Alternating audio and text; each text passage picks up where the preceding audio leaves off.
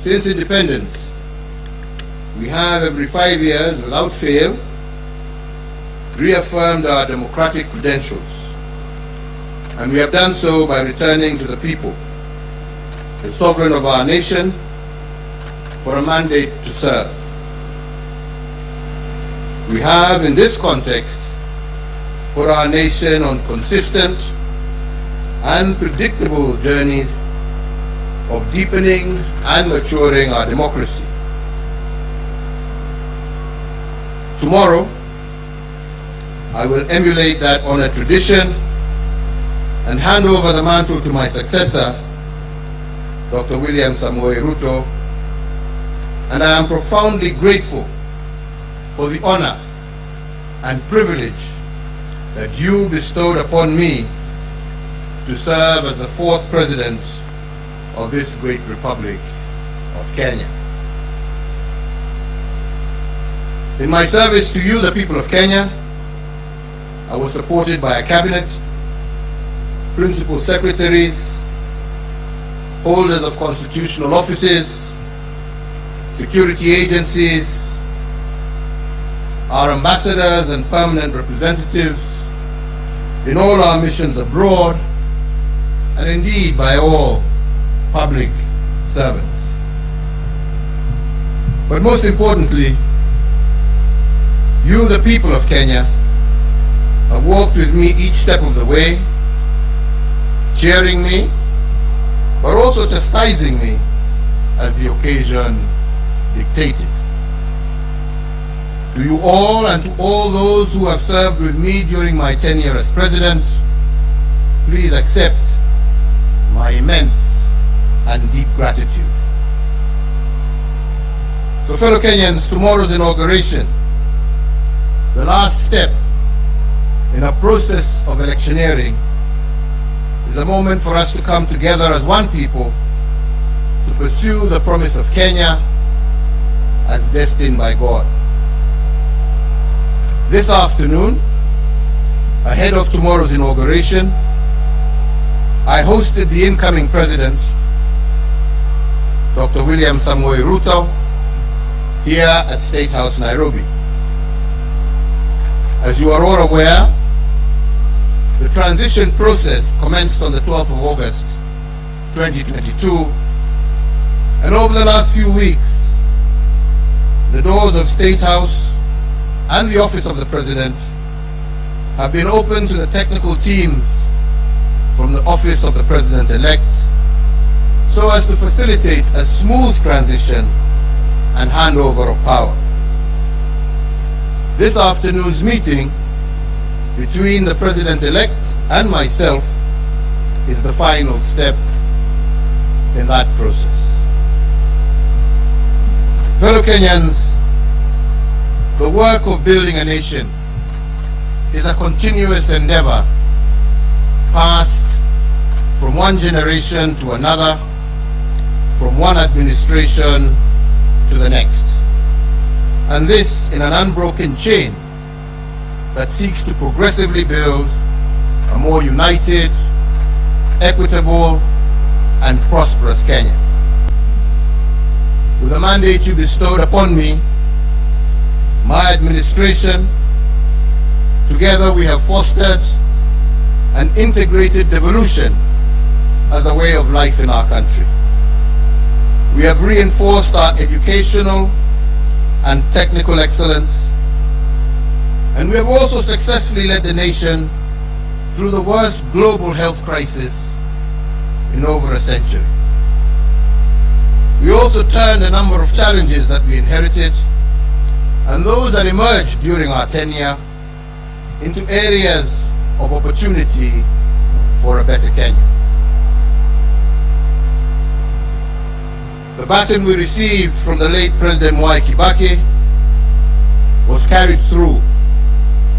We built on his legacy and indeed on those of the previous two administrations in every area of public life. We built on the late President Daniel Arap Moi's love for education that was further built upon as free primary education by President Mwai Kibaki, And with the mandate that you gave me, we institutionalized free secondary education, thus heralding a 100% transition from primary to secondary education. To further enhance the competitiveness of our workforce, we have placed the nation on a pathway to competency-based curriculum which institutionalizes a system that seeks to nurture creativity and innovation in our children. Aware that insecurity can break the chain of our national development and deter the realization of the national anthem's promise of plenty within our borders, we have built on the work done and created a much improved security environment.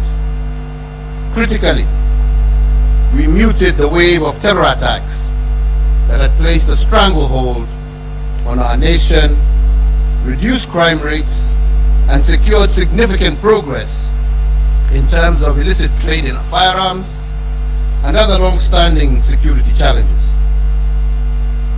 We achieved this by retooling our security organs and making them more capable to address the dynamic, contemporary security challenges that Kenya faces. To realize the dream of equitable development, we have fostered and given impetus to the devolved system of governance. In line with the 2010 Constitution, we institutionalized devolution and forever changed the face of Kenya. Through devolution, government is now much closer to the people, with Kenya shillings 2.5 trillion transferred by the national government to the counties from 2013 to date. Now Wananchi's needs can be heard and addressed in real time, and the funding transferred to counties can be better aligned to the priorities at the local level.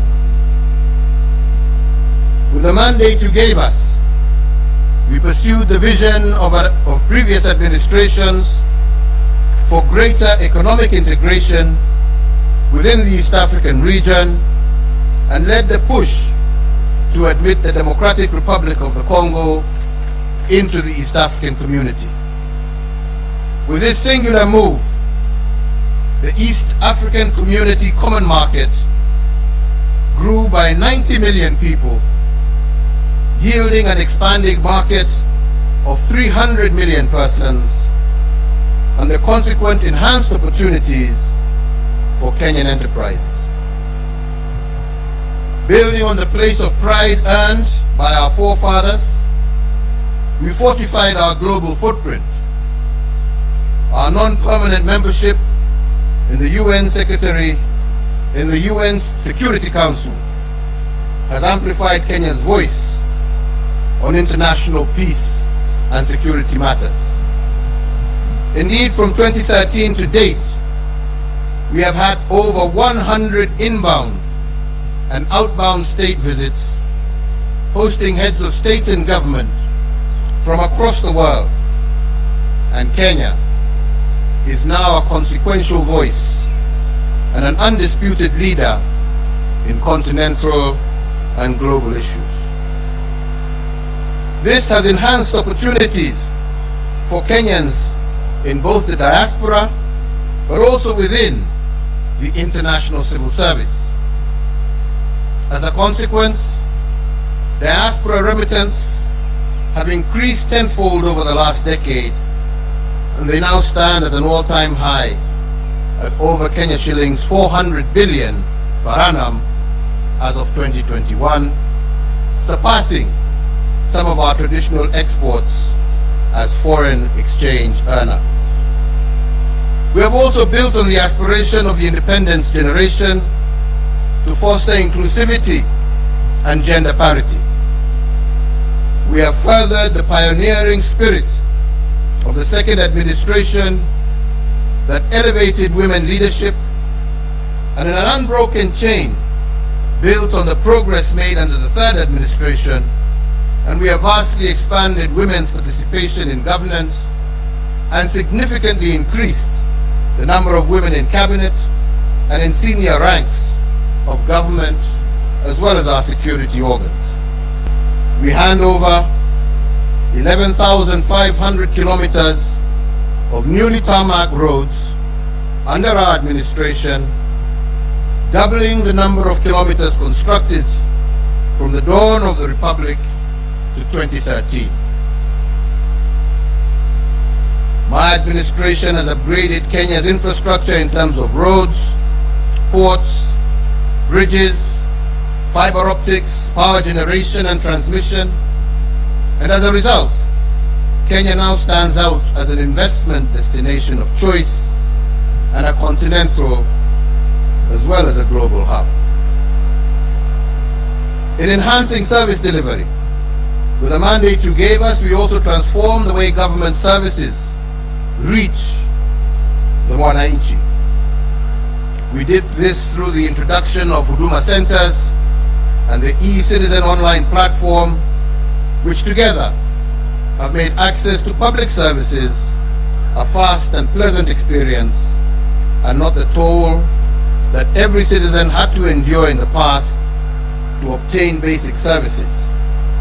Now passport applications, birth certificates, marriage certificates, business registration, driver's licenses, and so many others can be done online from anywhere in the world.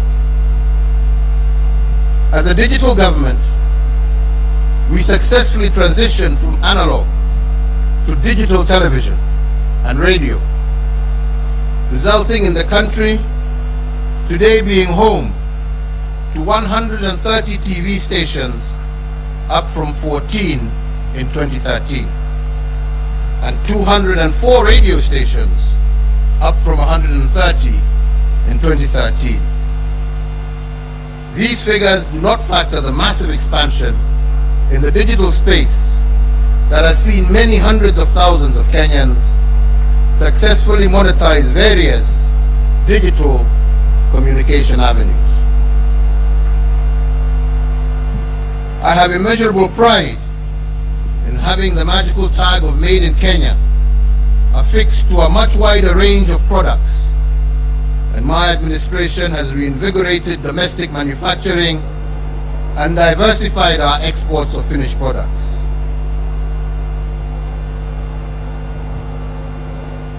From my predecessor, President Mwai Kibaki, we picked up a country that was the 12th largest economy in Africa to its current position as Africa's 6th largest economy. We have almost tripled the wealth of our nation from a GDP of 4.5 trillion in 2013 to close to 13 trillion currently. Consequently, the income per capita also rose sharply from Kenya shillings 127,065 per person in 2013 to Kenya shillings 245,045 per person in 2021.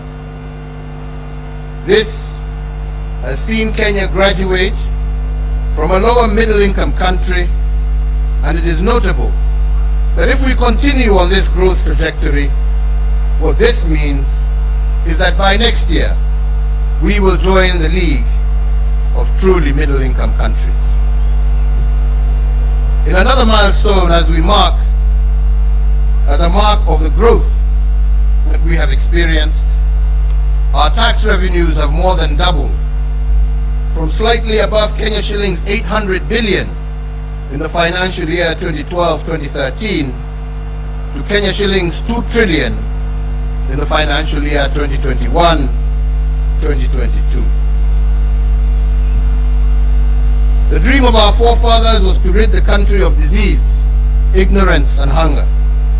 And to bring the nation closer to this goal, in addition to the educational gains I highlighted earlier, we have connected more than 13 million Kenyans to clean water and registered a 400% growth in the number of Kenyans issued with NHIF cards, with 17.1 million Kenyans currently issued, compared to 4.4 million issued as at April 2013. To enhance access to healthcare, we have constructed countrywide an additional 1,912 healthcare facilities across all levels of care, representing a 43% increase in the total number of public health facilities in the country. These facilities range from the recently commissioned modern state-of-the-art Level 6 Kenyatta University Teaching, Referral and Research Hospital to health centers and dispensaries at the village level. So fellow Kenyans, every administration has added arrows to our national quiver in energy production. When I took the oath of office in 2013, Kenya's total grid was 1,300 megawatts. This now stands at 2,700 megawatts. Thus 80% of the power that Kenya generates is green energy, propelling Kenya to an unenviable position as a continental leader and a pioneering global role model in the generation of green energy. To share in this plenty with all Kenyan families, we have tripled the number of households with access to electricity by connecting an extra 6.3 million households, up from 2.3 million households in 2013. So I therefore hand over in an unbroken chain a country that has connected more people to electricity, more homes to electricity than any other country in Africa over the last decade. We also heeded that intergenerational call to be conscious, to conserve our heritage and splendor so as to pass it on to future generations in as good a state as it was given to us, if not better. We have done this by leading a planting campaign where 1.34 billion trees have been planted, moving our forest cover from 6.99% in 2013 to 8.83% in 2022, and increasing our tree cover from 12.3%, thus surpassing the set constitutional threshold of 10% in a record 5 years.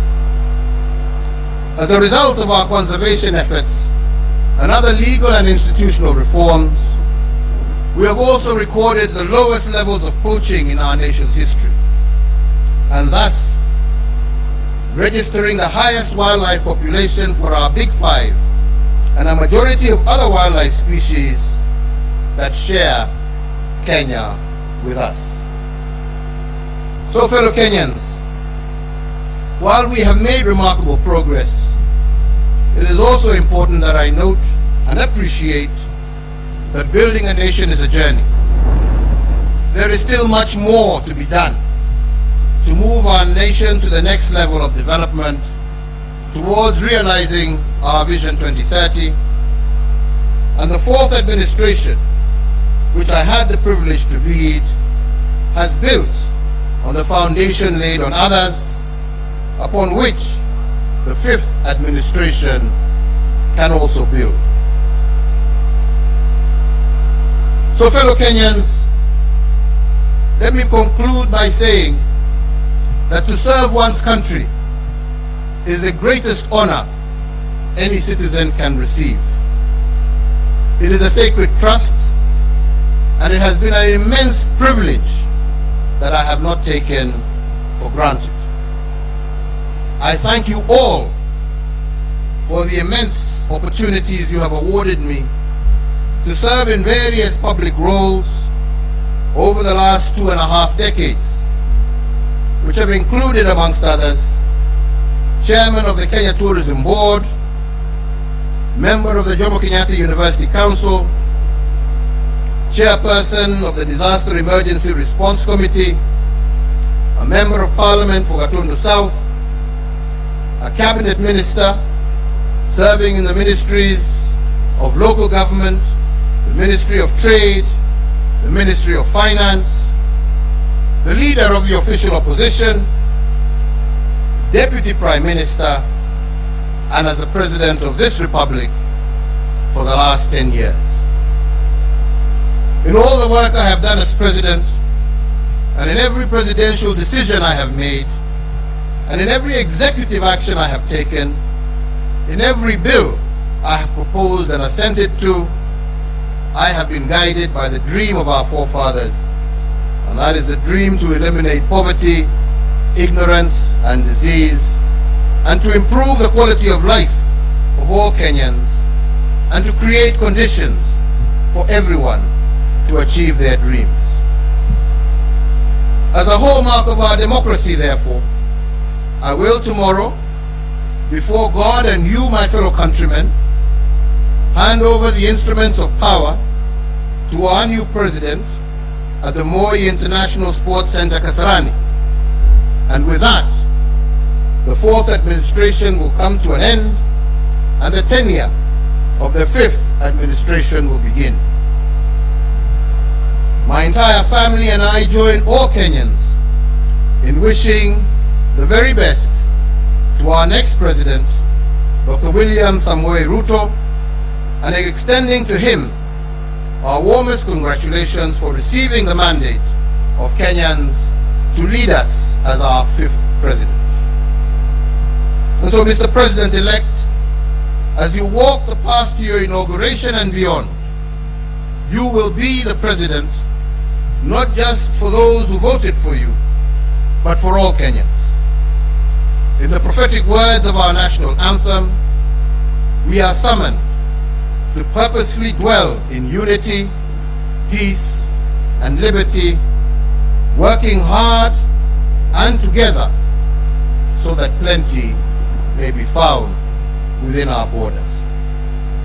I therefore wish and pray for your success, as your success will be Kenya's success. I thank you all. May God bless you, and may God bless this great Republic of Kenya. Asante sana.